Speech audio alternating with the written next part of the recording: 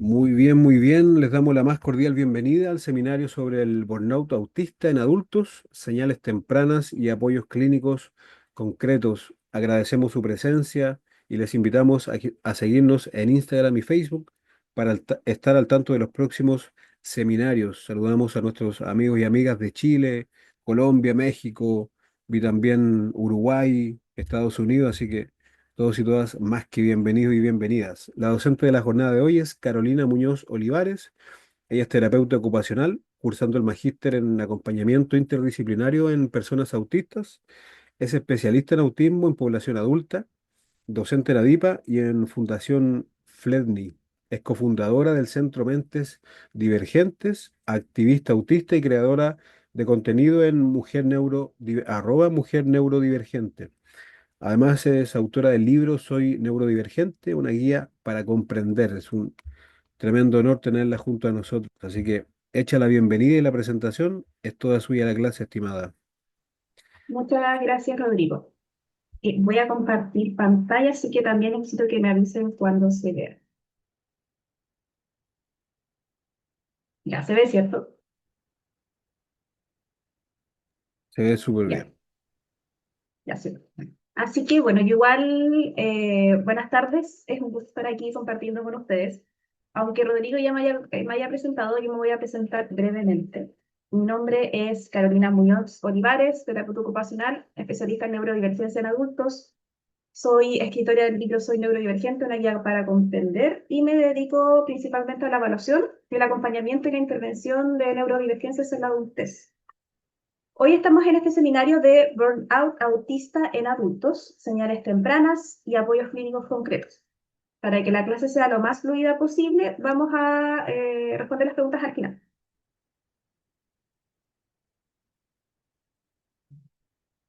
Agradezco igual, antes de comenzar, agradezco el interés que ha despertado este seminario, y por eso también es importante adelantar en cómo nos vamos a posicionar en este seminario, porque toda esta clase va a estar basada en el paradigma de la neurodiversidad y con un enfoque neuroafirmativo.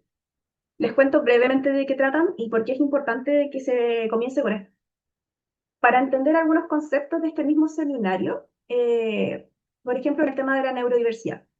La neurodiversidad lo que hace es hablarnos de la diversidad misma de los cerebros como un hecho que es biológico. Todos tenemos cerebros distintos.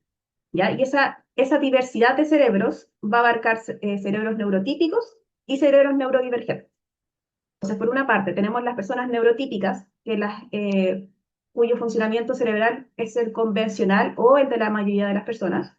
Y el término neurodivergente se usa para referirse a diferencias neurológicas que se consideran como variaciones del desarrollo.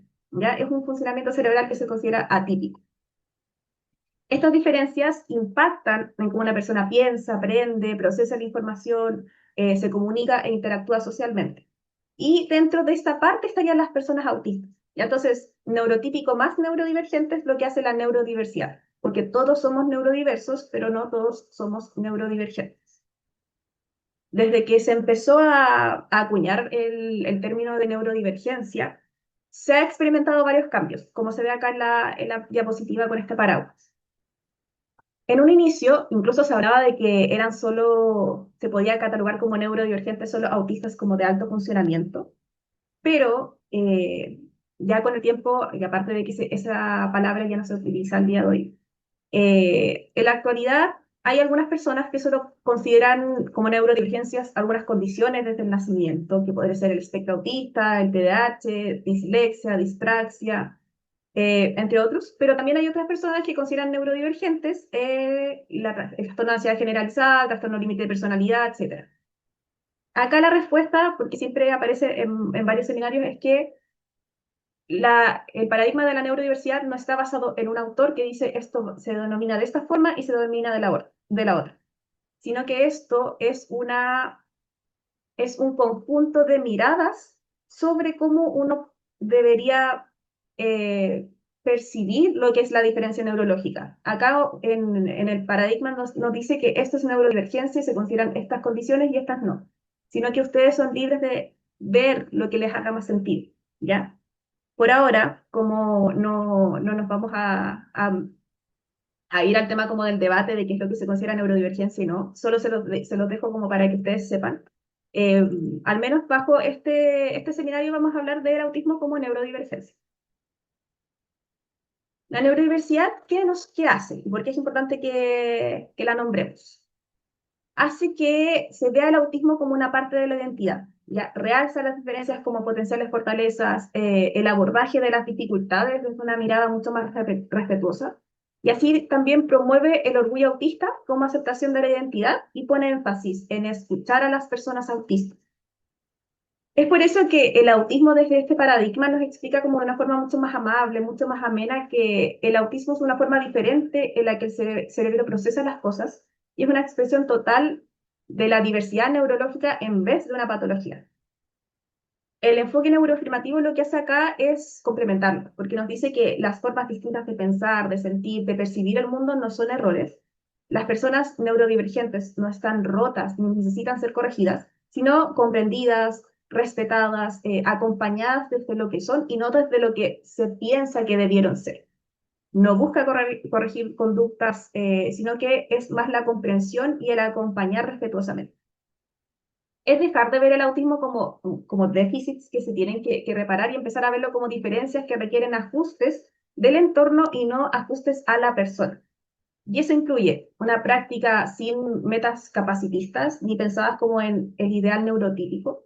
Es una intervención práctica terapéutica que afirma y valida la identidad neurodivergente. Este paradigma y enfoque nos exige cuestionarnos constantemente como qué objetivo estamos proponiendo, estamos buscando que la persona se adapte o estamos buscando que pueda habitar en el mundo desde su singularidad. Eh, y empecé comentándoles esto porque debemos saber que desde dónde posicionarnos cuando empecemos a hablar de burnout en adultos autistas. No sería consistente de hablar de esto desde una mirada biomédica, porque la mirada biomédica nos dice que hay que cambiar a la persona, que la persona es la que se adapta y listo. Pero no, acá no necesitamos verlo de esa forma y tenemos que verlo desde esta perspectiva neurodivergente, neuroafirmativa, desde el paradigma de la neurodiversidad, del entendimiento, de la comprensión y del respeto, y por eso es necesaria esta introducción para que sepamos allá. Ahora, desde esta perspectiva, tenemos que empezar a ver lo que es el burnout autista, ya sea para la recuperación del burnout o para solamente comprender.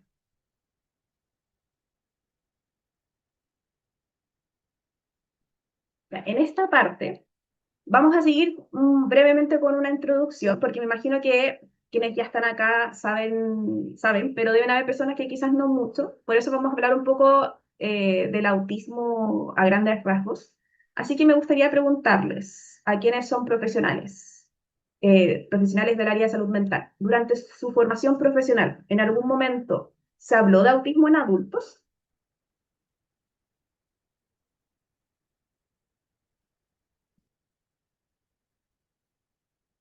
Ya, aquí casi todos están poniendo que no.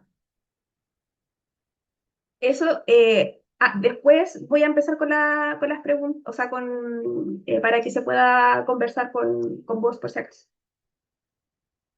Entonces, es algo que pasa mucho, de que en pregrado no se nos enseña de lo que es el autismo en adultos. O por lo general solo se ve una clase como bastante rápida, o incluso como una unidad como máximo, pero siempre es como hablar de los niños autistas acá, pero ¿en qué momento sabemos de los adultos autistas? Eso era como parte de una reflexión. Eh, pero antes de que abordemos directamente a los adultos autistas, ¿qué sería el autismo? El autismo es una condición o neurotipo del neurodesarrollo, es decir, que es algo desde el nacimiento, y se caracteriza por dificultad social, dificultad para adaptarse a cambios, intereses profundos, reacciones sensoriales, entre otros. Hay una definición del autismo actualizada y desde una perspectiva neurodivergente, que fue escrita por activistas y profesionales que dice: el autismo es una condición del neurodesarrollo donde la mente privilegia un tipo de procesamiento basado en la hiperfocalización en detalles, búsqueda de patrones y profundización en el área de interés. A la par, presentan dificultades en el procesamiento de los elementos de la comunicación y de la cognición social típicas.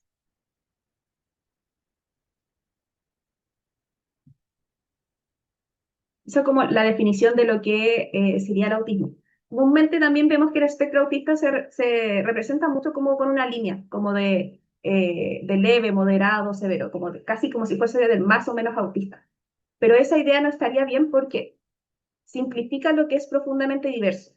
Ya, no debemos tener una visión única y rígida del autismo, porque es un espectro, como dice la palabra, no, y eso significa que no se limita. Puede haber dos niñas con comportamientos totalmente opuestos y extremos, y aún así ambas van a ser autistas. Entonces, bajo la perspectiva neurodivergente, no se contempla la existencia de que hayan personas más autistas que otras, como esa mirada lineal del espectro, sino que cada una se va a posicionar en distintos puntos de un espectro que es circular. No hay más ni menos, sino que hay como distintas dimensiones. Lo sensorial, lo comunicacional, habilidades, intereses, entre otros. Todo con fortalezas y desafíos igualmente necesarios de recibir atención y apoyo cuando se requiere. Y es por eso mismo que también tenemos que abordar lo que son estas etiquetas de funcionamiento. No podemos hablar de autismo leve, autismo severo o lo mismo con esta idea de grados. No estaría correcto bajo una perspectiva neuroafirmativa. Y aquí hay un alcance que es un psicólogo que decía, ¿por qué no se tiene que hablar de que algo es lineal, de que hay leve, moderado? Y es porque se suele pensar de que el autista leve es casi como el que está más cerca de ser neurotípico, pero el autista severo es casi como si fuese el autista real, el verdadero. Los autistas van a compartir características comunes, pero también van a ser muy distintos entre sí. Pero se es o no se es autista, no hay porcentajes en eso. Y eso también es similar con el tema de las etiquetas de bajo y alto funcionamiento, porque a menudo, si uno piensa, el bajo funcionamiento se suele utilizar para personas autistas que no son hablantes, pero esa etiqueta, si lo pensamos y si lo analizamos, subestima las habilidades y no tiene en cuenta las fortalezas que podría tener. Y por otra parte, la etiqueta de alto funcionamiento también puede ser engañosa, ya que no necesariamente refleja el nivel de apoyo o las dificultades que una persona puede experimentar en otras áreas de su vida. De hecho, como el ser como de alto funcionamiento es casi igual a que la persona trabaje. Y es por eso que la etiqueta llega a ser limitante, no captura la complejidad de lo que es realmente el autismo. Hoy en día se habla de niveles de apoyo, que son 3 grados de apoyo según necesidad, que es si necesita ayuda notable o si necesita ayuda muy notable. Y eso puede variar según la etapa de la vida. Y ahora bien, ¿qué significaría esto en práctica? Y ahora sí llegamos a la parte de la adultez.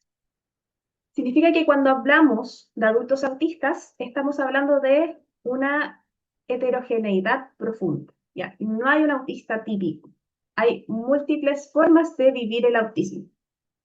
¿En qué se ve esa diversidad? En casi todo. Mire, como comunicación e interacción. Hay personas autistas muy hablantes y otras que pueden ser muy silenciosas. Algunas usan el lenguaje de forma muy literal, otras lo pueden elaborar mucho, diferentes formas de vincularse, pero acá siempre lo importante no es la dificultad, es que la dificultad no va a ser el no o sí hacer algo, sino cómo se da la comunicación. En la función ejecutiva, algunas personas autistas son muy estructuradas y otras pueden tener mucha dificultad para iniciar o sostener tareas, y eso puede variar según el contexto, el estrés, el apoyo disponible. En el sensorial pueden haber personas autistas hipersensibles en muchos sistemas y otros con hiposensibilidad en otros. Una persona puede ser muy sensible al ruido, pero puede ser que busque muchos estímulos táctiles porque le agrada la sensación de dolor, por ejemplo. Y entonces pueden haber distintos aspectos sensoriales también. Lo mismo con los intereses.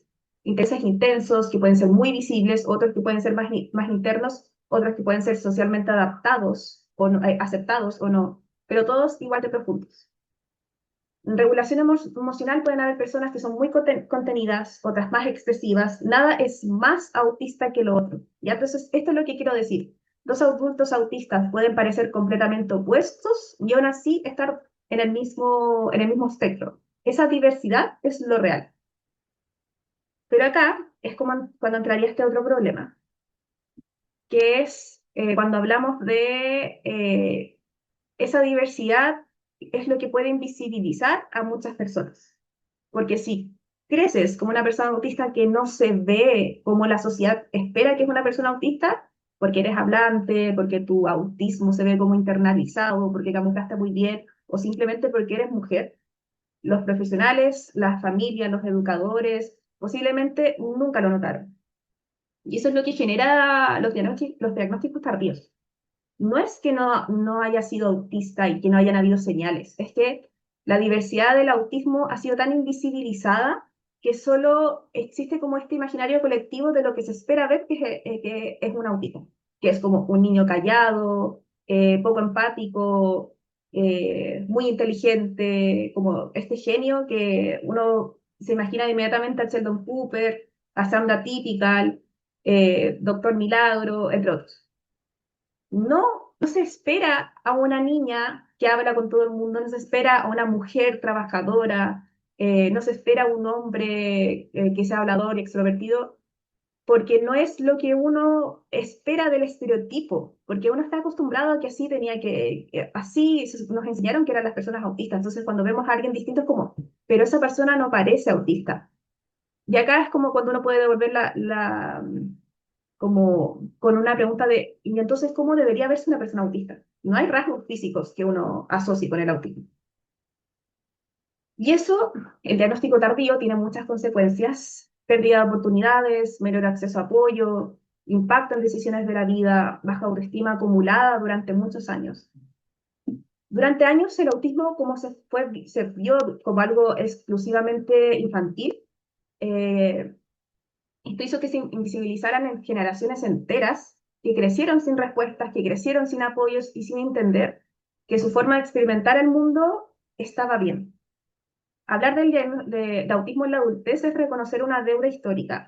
Hablar del diagnóstico tardío es visibilizar una realidad cada vez más común, que está marcada por múltiples barreras económicas, de género, de estereotipos.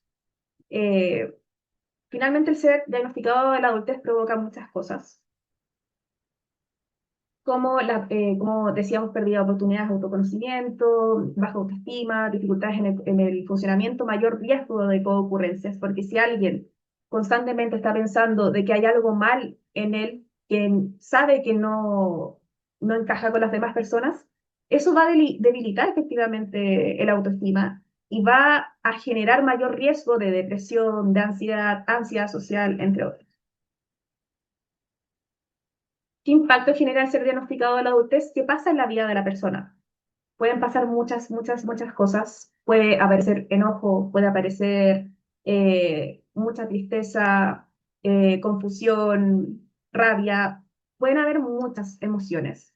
Pero la que quiero mostrar hoy, ahora, en este seminario, es una que es como la más bonita, que es el alivio. Que acá les dejo algunas frases que me llegaron de consultantes, que anoté, de hecho, en mi libro, que me decían, entendí finalmente por qué algunas cosas me costaban tanto y dejé de culparme por eso. Siempre intenté cambiar como era porque me sentía culpable de no poder encajar, me sentía rara y eso me hacía sentir mal.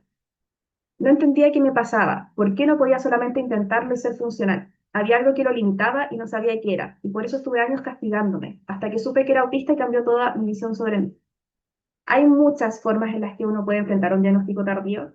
Eh, yo lo he identificado un poco como fases, y esta es una de las fases que yo he visto más como el alivio de poder ir conectando como me pasaba por esto, entonces, si me pasaba por esto, tiene más sentido, ya no me estoy criticando porque ahora lo entiendo. Entonces, esta es una de las partes más emotivas que puede generar el diagnóstico, pero lo dejaba porque es importante de que uno hable un poco de lo que es el diagnóstico tardío. Eh, pero aquí también viene lo importante, que independiente de si el diagnóstico fue temprano o fue tardío, hay algo que va a ocurrir de forma casi inevitable en las personas autistas, que es el camuflaje. Y es el camuflaje el que, sostenido en el tiempo, nos puede llevar directamente a un burnout autista. Entonces, independiente de si hay un diagnóstico tardío o temprano, la probabilidad de que un autista debe camuflar y adaptarse intensa y constantemente es alta.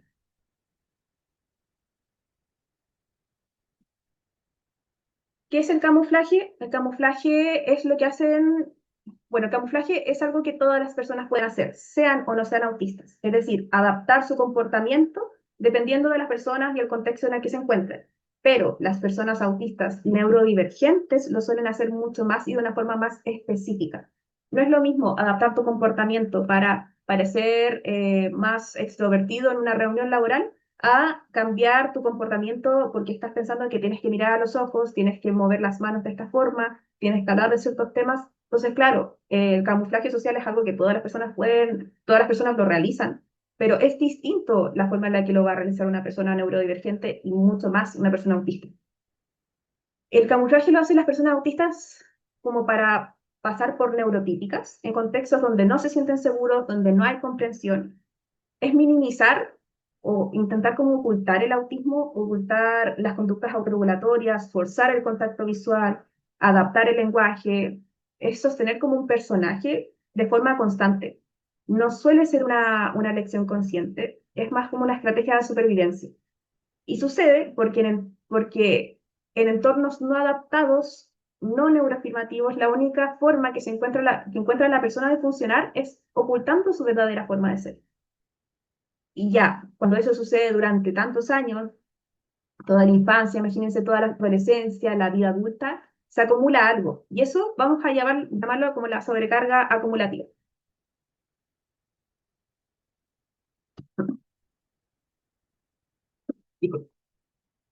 Este sería como el ciclo. Como enmascaras constantemente, surge la sobrecarga acumulativa, no tienes red de apoyo que lo sostenga, las exigencias no disminuyen, siguen llegando, y la sensación es como de ser un personaje, de no ser visto, de no poder parar nunca, eso ya es lo insostenible. Cuando eso se sostiene sin pausa durante años, el cuerpo y la mente van a colapsar. No es depresión, aunque se pueda parecer. No es ansiedad, aunque suele aparecer con ansiedad. Es un agotamiento específico autista.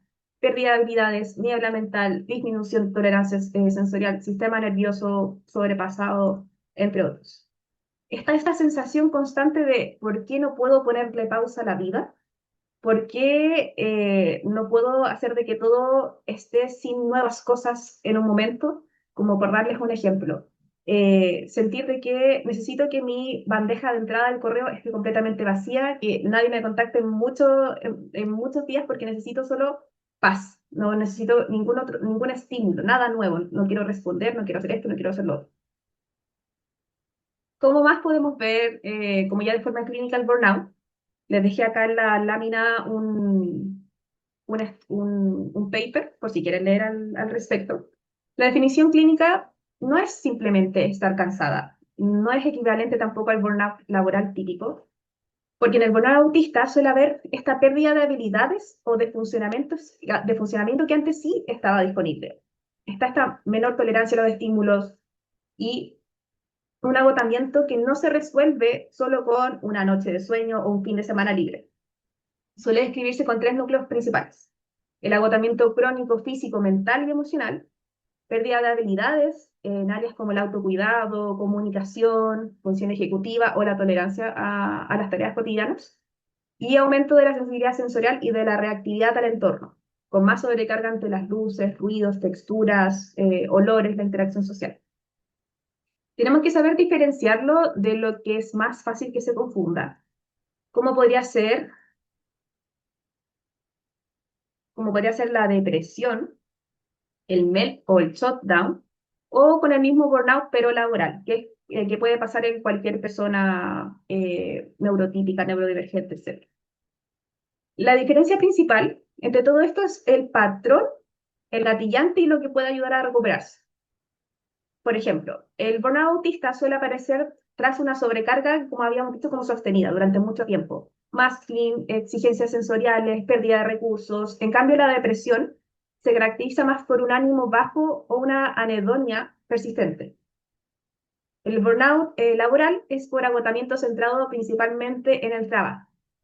Y el meltdown o el shutdown eh, son episodios que son más agudos, como que pasan en el momento. Entonces ya, primero vemos la depresión multifactorial, no necesariamente ligado a demandas autistas. En el burnout, los síntomas fluctúan según la carga del entorno y la exposición social lo puede mejorar. La forma más sencilla que he encontrado yo de diferenciar un burnout autista a una depresión de una persona no autista es la exposición social. La exposición social realmente le ayuda a la persona a sentirse mejor. Si la respuesta es sí, entonces puede ir más por un lado de depresión. Porque en un burnout autista, lo que es la exposición a más estímulos, más expectativas sociales y todo eso, ya estaría empeorando el burnout. Así que esa es la forma más sencilla de diferenciarlo de la depresión. El melt y el shutdown son episodios interna y externalizantes. El meltdown es el externalizante, que es un episodio de como explosión que se podría decir cuando hay algún tipo de demanda social, ejecutiva, sensorial en el entorno.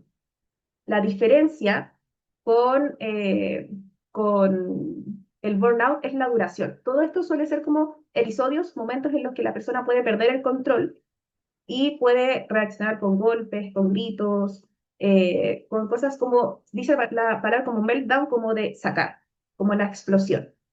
Y el shutdown es lo contrario, que es como relegarse, como estar mucho más ensimismado. Entonces la persona acá puede perder la capacidad para hablar, puede querer estar mucho más sola. También es ocasionado por esta demanda social ejecutiva, pero siempre la diferencia es la duración. El melt y el shutdown son episodios de corta duración que suelen ser momentáneos, respuesta a un gatillante en específico, pero el burnout es un episodio de larga data. Y el burnout laboral, como les dije, es algo que le puede pasar a personas no autistas y personas autistas también, que es un estrés que está más ligado con todo lo que es el trabajo y la organización laboral. No es un rasgo principal la sensibilidad sensorial y el desafío central acá tiene que ver con todo lo laboral. En cambio, el burnout es algo que es transversal en todas las áreas. Hay algunas como pistas como pistas clínicas rápidas que como resumen, si descansas y mejoras un poco al bajar estímulos y las demandas, apunta más a un burnout autista. Si lo central es la tristeza, el vacío, la culpa, la pérdida del placer, apunta más a la depresión. Si es momentáneo o lo gatilla algo, es melt o shutdown. Si el malestar se concentra en el trabajo o el agotamiento laboral, es más probable un burnout laboral solamente. Ya. Y acá el burnout autista no aparece de un día para otro. Lo que muchas veces vemos como un colapso es esa crisis donde la persona de repente no puede más. Suele ser como la última fase de un proceso que viene ocurriendo hace ya mucho tiempo. Pero lo complicado es que muchas veces pasa desapercibido, porque las señales iniciales son más sutiles. Lo que voy a mostrarles ahora, lo que quiero contarles en verdad son 6 ejes en los que típicamente vemos cambios. La idea es que uno aprenda a reconocer estos cambios tempranos porque ahí es donde uno puede intervenir. El primero sería como de la energía y la ejecución. Uno de los primeros cambios suele estar en la energía y la capacidad para ejecutar. La persona comienza a notar que tiene fatiga persistente que no se recupera solo con descanso, como dormir 8 horas, pero seguir cansada. Mayor dificultad para iniciar tareas, las cosas que hacía automáticamente ahora requieren como un esfuerzo más consciente, necesita más tiempo para actividades que antes eran más rápidas, arreglarse, cocinar, responder correos. Eh, lo importante es que sepamos que no es solo estar cansada, es una disminución real de la capacidad de hacer. No es como pereza, no es depresión necesariamente, es que el sistema está trabajando con una reserva que ya es muy baja. En lo cognitivo, empiezan a aparecer cambios en cómo la persona procesa la información. Lentitud mental, piensa más lento, las conexiones no son inmediatas, dificultad para concentrarse, no puede mantener la atención en una tarea por más de 10-15 minutos, aunque antes sí podía. Problemas para encontrar palabras, organizar ideas, es como si el procesamiento estuviera como más ralentizado. Y aquí es crucial entender de que no es falta de interés ni de capacidad, es que el sistema está sobrecargado y no tiene como los recursos cognitivos para procesarlo todo de la forma habitual. Después tenemos el eje de la regulación emocional, porque a nivel emocional lo que típicamente se ve es una menor tolerancia a todo. La irritabilidad, la persona se molesta con más facilidad por cosas que antes no le afectaban, tiene un llanto más frecuente o ganas de llorar como sin razón. sensación de estar sobrepasada con facilidad, una pequeña frustración se puede convertir en una crisis. Y un punto crítico acá no es que la persona esté como más emocional o más sensible, sino que lo que está sucediendo es que tiene menos margen de regulación. El eje de lo sensorial puede intensificarse mucho en este contexto, más sensibilidad a ruidos, luces, texturas, cosas que antes eran tolerables, ahora molestan, estímulos que antes pasaban desapercibidos, ahora generan malestar, mayor necesidad de protección sensorial, usar audífonos, lentes, evitar lugares, etc. El eje 5 de lo social aparece como una reducción clara a la tolerancia de la interacción. Puede ser evitación o retiro social, que la persona empieza a decir que no a invitaciones, se retrae, mayor esfuerzo para sostener conversaciones. Hablar se siente como una tarea ejecutiva demandante, incluso con personas que no pasaban anteriormente. Necesidad urgente de aislarse para recuperarse. No es que no quiera estar con otros, sino que necesita tiempo. Y eso es importante, que no es que necesariamente haya falta de interés social, es que necesita como este mismo tiempo. La persona está conservando energía porque la tiene ya muy baja. Y el último eje es la autonomía, que en fases más avanzadas del burnout puede haber algo que muchos viven como muy angustioso, que es esta pérdida de habilidades previamente adquiridas. Dificultad para hacer actividades de la vida diaria básicas, puede ser la higiene, alimentación, cambiar de ropa, cosas que hace años sola ya no puede hacerlo, problemas para sostener rutinas, las secuencias que estaban automatizadas ahora requieren un esfuerzo consciente y a veces fallan, sensación de como ya no poder con cosas que antes sí podía, y eso es muy angustiante. Eso muchas veces se puede vivir como un retroceso, como si la persona estuviera regresando a lo que era antes, pero lo que está pasando acá es como el signo más claro de la sobrecarga extrema. El sistema está tan comprometido que tuvo que empezar como a descartar funciones para preservar lo que es más vital, lo que es como lo mínimo necesario. Algo clave del burnout autista es que es progresivo. Entonces, no va a suceder en línea recta, pero hay una dirección. Como en la fase del inicio, como semanas, meses iniciales, estos cambios más sutiles, más cansancio de lo habitual, más esfuerzo para hacer cosas normales o típicas del día a día. La persona puede pensar como, estaré un poco estresada, necesito vacaciones". Las señales están, pero pasan por alto. La fase intermedia, como ya de meses a un año incluso, las dificultades son más evidentes, la persona empieza a notar cambios en el funcionamiento y es acá cuando la persona piensa como ya hay algo que no está bien. Pero ya cuando es una fase más avanzada, que pueden ser incluso años de acumulación, está el colapso funcional, que pueden aparecer estas crisis más seguidas de shutdown, de meltdown.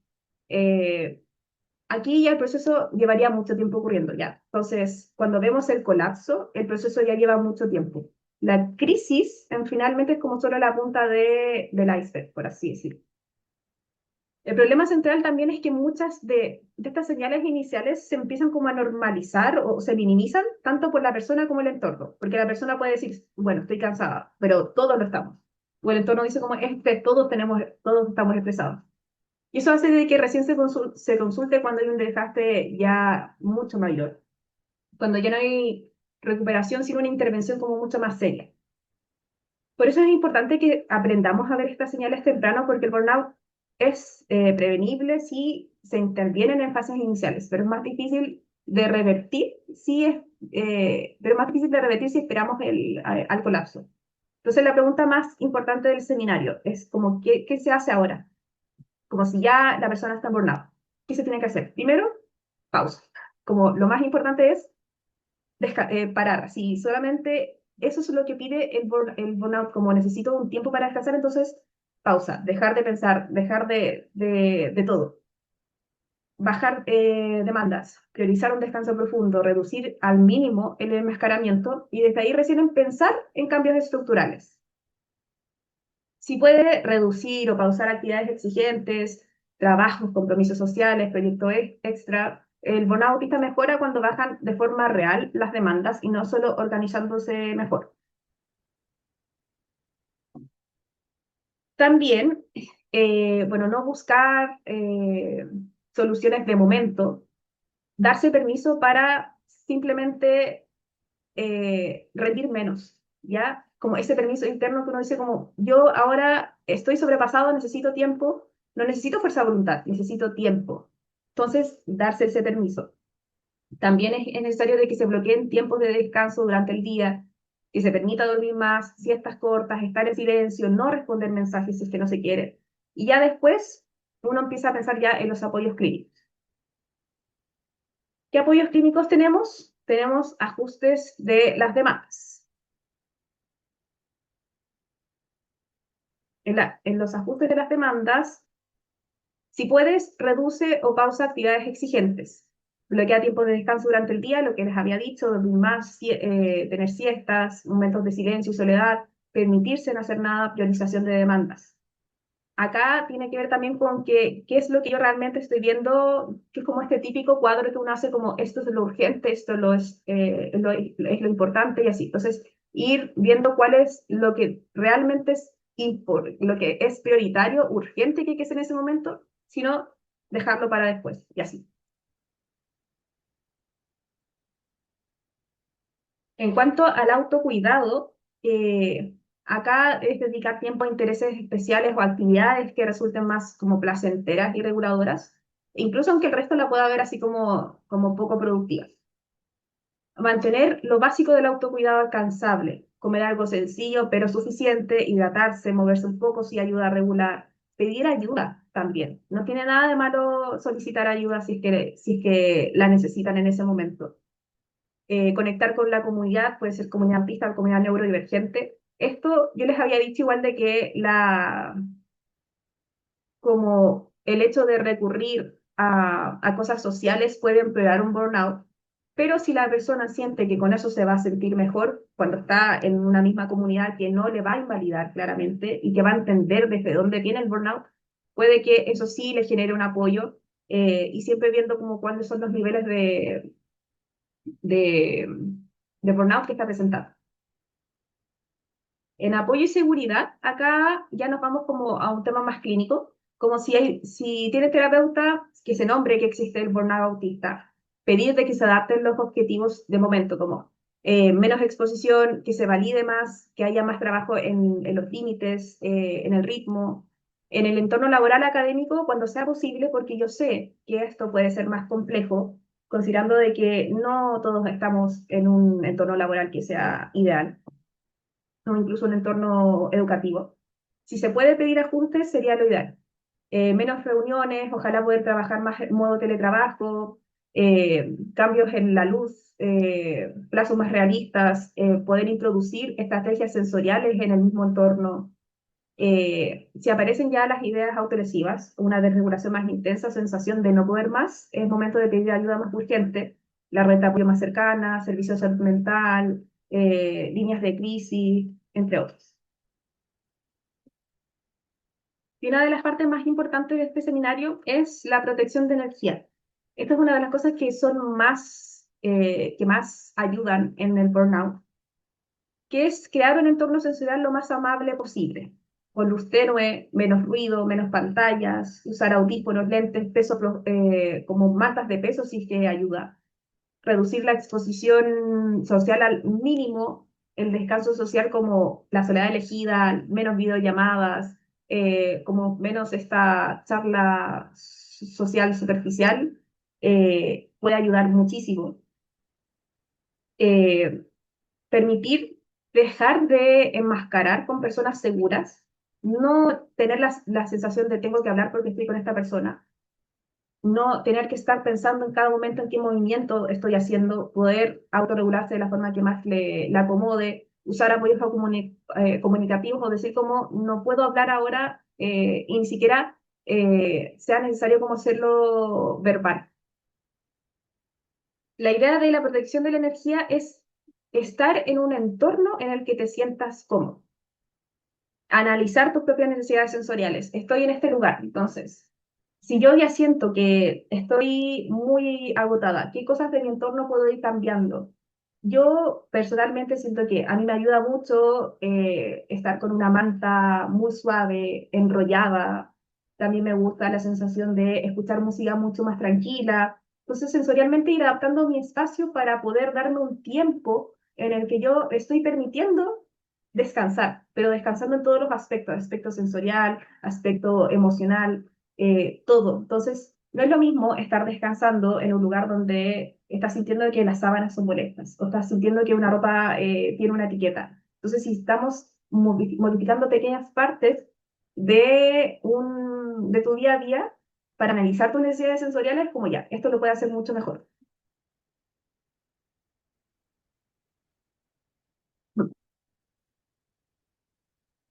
También, ¿qué se puede hacer? Reorganizar la energía, planificar el día por cucharas. Acá la batería social existe, que hay personas que se les puede descargar mucho más rápido una batería social, hay personas que tienen mucha más que otras personas. Entonces, acá hay que pensar en los tiempos de descanso y espacios tranquilos, saber cómo reorganizar la energía y contarles de la teoría de las cucharas. Y la teoría de las cucharas es una teoría que se hizo hace mucho tiempo, que en un inicio se hablaba solo de enfermedades autoinmunes, como enfermedades invisibles. Pero ya con el paso de los años también se está utilizando en otro tipo de condiciones y también se está utilizando en neurodivergencias, que las cucharas es igual a la energía. Entonces, por darles un ejemplo, una persona durante un día tiene 10 cucharas. Entonces, ¿qué hace esa persona con esas 10 cucharas que son como 10 energías? Como ya. Acá, según lo que nos muestra la lámina, 4 la puede utilizar para ir a trabajar, estudiar.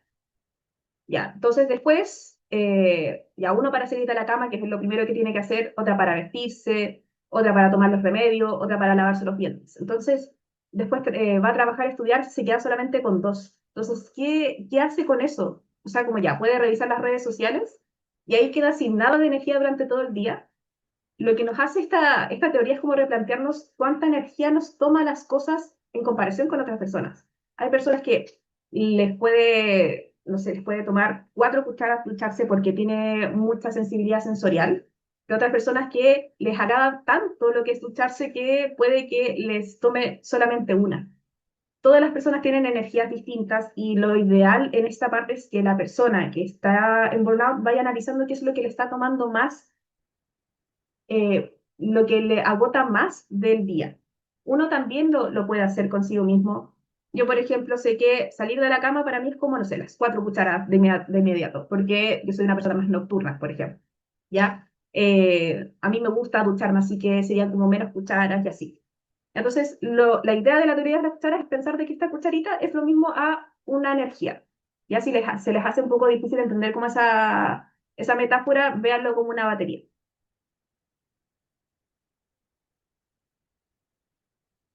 ¿Qué se puede hacer entonces? Planificar el día por cucharas, una actividad demandante, luego un bloque de recuperación obligatorio, aunque sienta de que la persona pueda seguir. Dividir la tarea en pasos muy pequeños y celebrar casi como terminar un paso. No es necesario que se termine el proyecto completo, sino que al menos que uno vaya por pasos. Revisar qué demandas se pueden delegar, postergar o eliminar, porque el burnout autista suele cronificarse cuando volvemos demasiado pronto también al mismo nivel de exigencia. Y por darles un ejemplo, acá, si uno piensa como ya, yo tengo que estudiar, ¿cuántos pasos posibles puede tener el hecho de estudiar? Porque si uno lo dice como ya, anda a estudiar, la persona como solo piensa que es una tarea de un paso, porque solo estudiar. Pero en verdad tiene subpasos en estudiar, si es que a alguien acá se le ocurre en el chat como qué subpasos puede haber dentro del mismo estudio.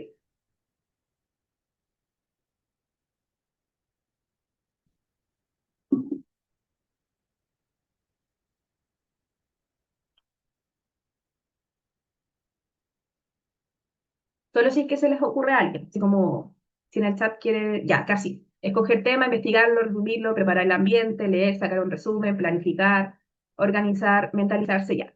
Entonces, sí, claro, muchas personas que quizás no entienden mucho esta sensación como de agotamiento mental, pueden decir como ya, sí, solamente estudiar, es eso. Pero el estudiar puede tener todas esas cosas. Tiene que ser primero acordarte de que tienes que estudiar, tienes que preparar el material, tienes que abrir el computador con las diapositivas, tienes que anotar en un cuaderno tablet, tienes que destacar la información, tienes que leerla. Entonces, son muchas cosas. ¿Y qué es lo que uno puede hacer si está con este burnout tan gigante? Porque hacer esto se va a ser muy complejo. Entonces, uno puede ir de a poco. Por darles un ejemplo, Hay gente que le ayuda mucho, aunque suene muy, como muy mínimo, ir haciéndolo como estos pasos, que es como ya, voy a hacer de inmediato tres pasos. Me acordé, voy a preparar el material, voy a abrir todas las diapositivas en mi computador y las voy a dejar ahí. Entonces, al otro día, yo ya solamente voy a abrir el computador y van a estar ahí. Entonces, la persona avanzó y la persona realmente eso le ayudó porque hacía de que sintiera de que estaba avanzando y no lo sentía tan pesado los siguientes pasos. Y entonces iba de a poco, como ya, un día hago estos 3 puntos, después hago estos dos y así. La idea es que nos demos cuenta de que las tareas que uno puede ver como mínimas, en verdad todas tienen sus pasos que son muy complejos. La idea es que la persona vaya identificando cuánto le cuesta, qué tan difícil le es hacer cada uno de estos subpasos y qué estrategia puede hacer para que no sea tan difícil esto. También les tengo un ejemplo de kit autocuidado en burnout. El objetivo no es recuperarse al máximo en esa semana, sino evitar de que se siga gastando más energía de la que se tiene y crear una base estable con descanso, menos demanda y apoyos concretos. Lo mínimo que se debería tener durante un burnout, comer al menos 2 veces al día, una regulación sensorial diaria, tener bloques de descanso entre actividades. ¿Qué pasa? Lo que suele pasar mucho en burnout, de que la persona incluso puede que ni siquiera no, es mucho más común de que no tenga ánimos para cocinarse, pero también de que no tenga ganas de comer, de esa sensación que puede otorgar la comida. Puede que sea porque necesita una comida segura. La comida segura es una comida que sensorialmente, la textura, el olor, simplemente porque es su comida favorita, la persona autista siempre la va a comer porque es como lo más cómodo sensorialmente para ella. Les doy un ejemplo, el brownie. Hay un brownie de una marca que no recuerdo cuál es la marca específica, pero que es un brownie demasiado blandito. Entonces, si yo, por ejemplo, me siento muy estresada, muy como cursando en burnout y necesito, no sé qué más comer, yo tengo la comida segura que sería este brownie y también están los colados de bebé, que es como todo bien molido. Son comidas que ya sé cómo van a saber, que sé cuál es la textura, que me gustan, que no tengo que pensar qué hacer. Lo ideal siempre es que la comida segura ojalá en algún momento se convierta en algo que sea sencillo de hacer cuando tú no tienes energía. En adultos puede ser este mismo colado, que yo sé que es para bebés, pero sirve mucho para adultos. Hay personas que simplemente comiendo atún, comiendo una caja de estos porotos que ya están listos, que puedan identificar cuál es la comida segura. Lo mismo con la ropa segura. El tener que pensar en qué ponerse cierto día puede ser muy agotador, son muchas opciones, las texturas. Uno se va dando cuenta también cuál es la ropa que más te acomoda. Hay ropa con la que tú te puedes sentir como mucho más a gusto, que es como la ropa con la que uno anda en la casa, como ropa que es más holgada, que hay personas que les gusta que sea más apretada, que sea como mucho más de algodón, está con pie descalzo, etcétera. Entonces, identificar qué son las cosas que te hacen sentir segura, que tengas una rutina previsible y simple. Lo importante no aceptar compromisos nuevos si no son urgentes, priorizar y la estructura si te hace mejor. ¿A qué me refiero con eso? Hay gente que suele tener estos como kit de burnout, entonces tener como ya, ¿qué pasa si es que yo tengo un burnout? Tengo que hacer esto, tengo mi comida segura que es esto, tengo mi ropa segura que va a ser esta en específico, tengo mi lista de reproducción cuando soy un burnout que es esta. Yo sé que son cosas que uno lo ve como, pero ¿por qué alguien tendría eso? Pero el estructurarlo y verlo de una forma concreta, a la persona le puede hacer mucho más sencillo poder ir eh, como superando lo que es el burnout, porque así también lo está viendo de una forma visual y ya sabe qué es lo que provoca hacer esto, qué es lo que le ayuda para esto. Entonces es mucho más sencillo, ya sabe reconocer también los propios patrones. La idea es que en el burnout las semanas sean muy simples, mañana agua, comida fácil, higiene mínima, mediodía pausa sensorial o soledad breve, tarde una sola tarea útil, pequeña, noche bajar estímulos, preparar mañana, dormir. Ya recorriendo como un camino largo de lo conversado, hemos hablado de neurodiversidad, autismo, diagnóstico tardío, de qué hacer en burnout. Y lo importante ahora es que reconozcan que el burnout autista es prevenible, es tratable, pero requiere un cambio en cómo se entiende el autismo en adultos.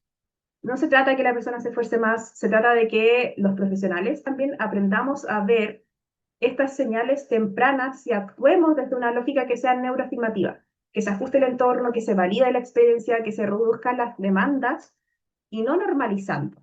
Y eso comienza también con reconocer que las personas autistas adultas merecen ser vistas, escuchadas y apoyadas desde lo que son, no desde lo que deberían ser.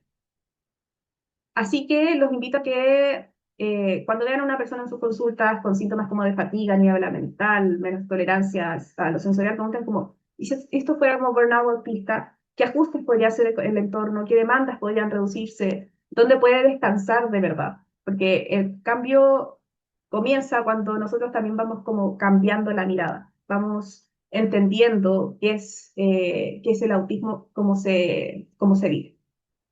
Muchas gracias por la atención. Espero les haya gustado el seminario. Me pueden seguir en mis redes si es que ustedes quieren, en @mujer neurodivergente. Así que, bueno, ahora voy a esperar si es que tienen alguna consulta sobre lo que conversamos. Quizás fue muy largo, pero era mucha información. Intenté reducirla lo antes posible. Wow, muy bien, muy bien.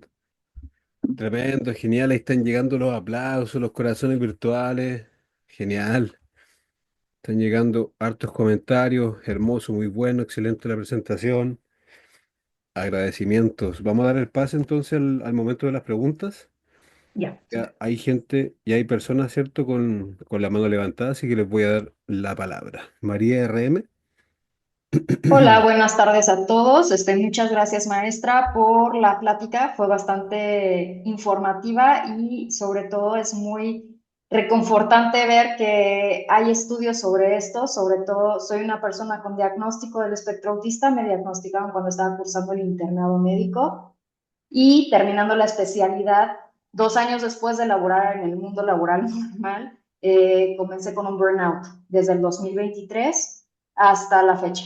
En este tiempo no he podido trabajar de manera constante, han sido 2 trabajos de 6 meses y ya. Y literal yo vivo con el kit de autocuidado. Yo sí llegué a un punto en donde yo no podía hacerme mi comida, yo no me podía lavar los dientes, dependía de mi pareja y ha sido todo muy difícil. Entonces, más o menos ya sé qué es lo que tengo que hacer, cómo sentir cuando todo va a empeorar, pero yo quisiera preguntarle a usted, en su experiencia, ¿qué recomienda para que el burnout no suceda?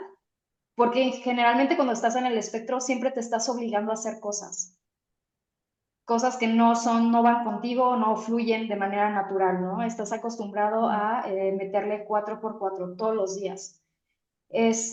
Nada más que sí me da miedo, no sé qué hacer, es como que estoy en este punto en donde no sé qué hacer porque inclusive trabajando en un laboratorio de biología molecular, era muy complicado los estímulos y es un lugar en donde todo está súper controlado, ¿no? Muy poquitas interacciones sociales y todo. Y aún así, teniendo todo muy en control, para mí era muy difícil. Y me siento muy mal porque me di cuenta que realmente todo esto salió cuando yo salí al mundo laboral, porque en la parte académica todo está súper controlado. Entonces, más que nada, la pregunta va encaminada a calidad de vida. ¿Qué es lo que usted recomienda hacer para que yo pueda tener un trabajo y yo poder ser funcional laboralmente como una persona en el espectro y prevenir esto? Porque siento que después de este episodio no he quedado 100% bien. muchas gracias, María, por la pregunta. Una de las cosas que me gustaría mencionar de lo que dijiste, esto de que uno siempre espera cómo debería ser el trabajo esperado, el trabajo como de 8 a 5 de la tarde. Y es como se espera de que cualquier persona debería trabajar, pero ¿qué pasa con estas personas que pues son más nocturnas y que trabajan mucho mejor desde las 12 del día? O estas personas que necesitan como ciertos periodos más cortos para trabajar y trabajar de forma más efectiva. Yo creo que en tu caso en específico, quizás tuviste como esta temporada de burnout como mucho más fijo, más potente. Claramente igual es un caso más particular y no podía decirte más allá de lo que conversamos ahora. quizás sí necesites como un acompañamiento más dirigido, porque puede que, claro, el burnout haya descansado, pero quizás todavía no se haya ido completamente, más allá como de que se haya ido, sino que como todavía hay algo que está haciendo como que no se vaya completamente. Y ahí yo creo que podría ser como muy, que te podría ayudar mucho un acompañamiento más individualizado para que vayan viendo en conjunto como ya, qué es lo que pasa entonces en tu entorno, porque las demandas, lo que se tiene que hacer para evitar un burnout es bajar las demandas antes de que se acumulen, que se reduzca el camuflaje, que se administre bien la energía, como esas pausas antes de las actividades, dividir tareas en pasos más pequeños, los ajustes sensoriales, una rutina predecible, apoyos formales, un descanso real. Yo creo que quizás en tu lado puede que falta un poco más como de un apoyo formal. Bueno, obviamente yo no conozco tu caso, pero puede que necesites como algo mucho más individualizado para que veas qué es lo que está pasando efectivamente en tu vida que hace que lo laboral sea como más difícil. Puede que sea que al mismo tiempo estás cursando con vivir de forma independiente. El hecho de simplemente pensar en qué cocinar puede causar mucho estrés. Entonces, no es que solamente estés pensando en que oh, está siendo muy difícil el trabajar, sino que es difícil el trabajar mientras uno está siendo adulto, mientras uno tiene que cocinar, limpiar su casa, ser rol de amiga, rol de pareja, etcétera. Entonces, yo creo que, sé que dije muchas cosas, pero lo principal sería que si ya todas estas cosas que conversamos ya las hiciste, es ver por un apoyo más formal y que puedan ver en específico tu caso, qué es lo que falta para que puedas recuperarte ya completamente de un burnout.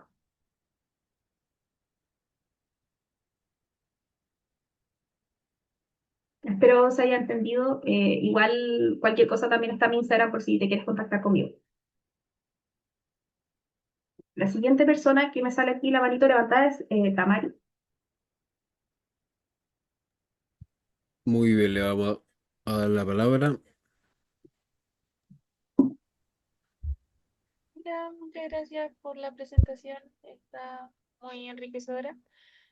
Mi pregunta era sobre todo esto que mencionaba que hay como que ir reconociendo, y ahora la pregunta también que decía como ir reconociendo ciertas como características o cosas que van surgiendo para prevenir o ir reconociendo un burnout, pero tenía la pregunta en cómo, qué ocurre con las personas que tienen alexitimia o que les cuesta un poco más como reconocer sus necesidades o lo que va sintiendo las emociones. ¿Cómo se podría trabajar con ello? Acá es más difícil y aparte porque es muy común de que las personas autistas tengan alexitimia. Varía y hay algunos estudios que dicen, no sé, que hasta un 50% de las personas autistas pueden tener alexitimia. Las personas con alexitimia tienen más, personas autistas con alexitimia tienen más riesgo incluso de tener burnout, porque se agrava un poco la sobrecarga por esta dificultad de identificar estas señales tempranas de agotamiento. Eh, ¿Cómo se puede hacer acá? Es como enfocarse más en señales físicas como concretas, como tensión muscular, fatiga, sudoración, dolor de cabeza, más allá como de lo emocional, sino como qué es lo físico que estoy sintiendo, por qué me siento extraña a modo físico ahora. También puede ser como utilizar esta herramienta de las ruedas emocionales visibles, estos checklists como para ir identificando estados. Eh, Priorizar ajustes sensoriales y de demandas también, porque van a ayudar independiente de si la persona tiene alexitimia, como se va a poder hacer. Y también lo mismo que le comentaba a la persona anterior, de que ojalá pueda hacer como con un apoyo formal, porque si efectivamente la persona tiene mucha sospecha de que está por un burnout y tiene alexitimia, entonces quizás está en una fase más, como más tardía del burnout, que lo hace como un poco más complejo, así que sí necesitaría un apoyo más concreto. Y entonces, yo creo que lo principal acá sería decirte que hay que fiarse más en las señales físicas. Eso es como lo clave. Ok, muchas gracias. De nada. Ahora Estefanía.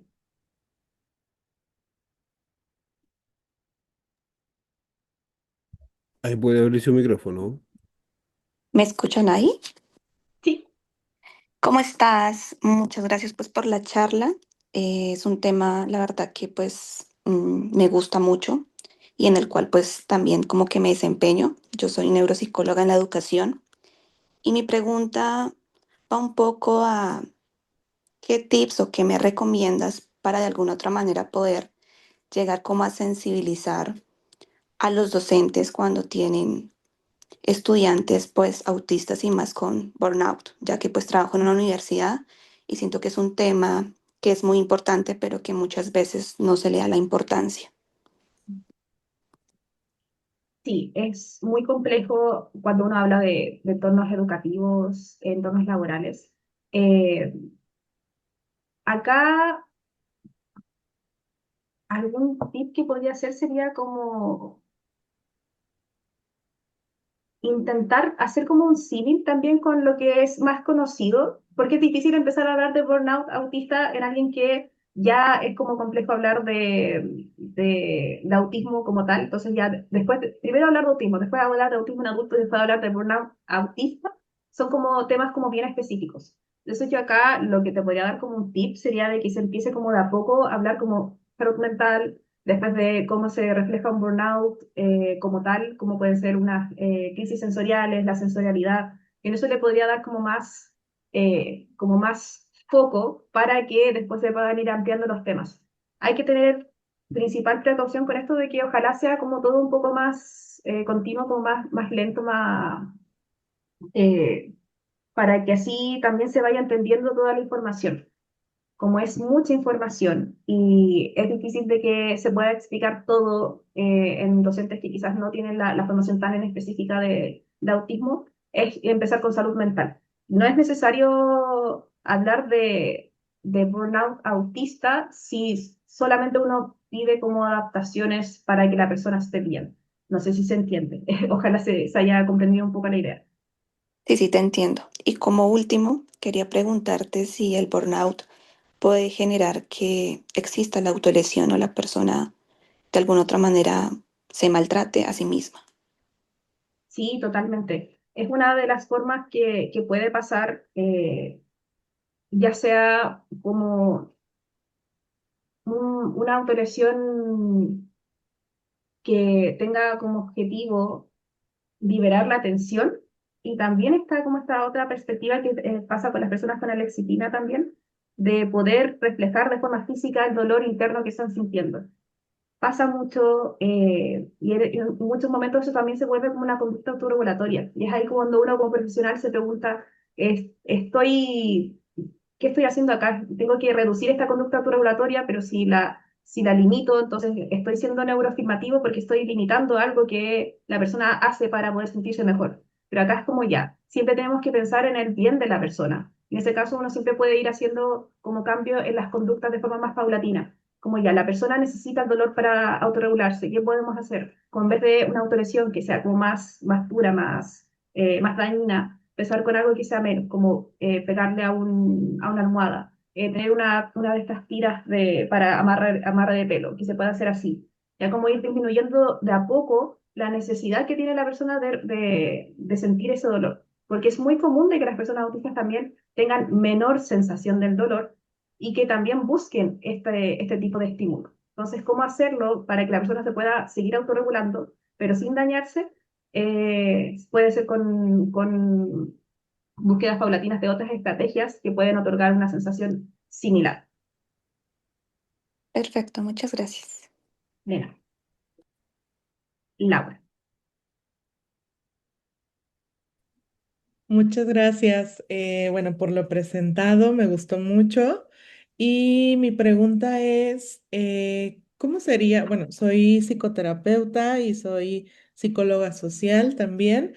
Y mi pregunta sería, ¿cómo sería el abordaje en un burnout autista cruzado con TDA, enfatizando el A, la A?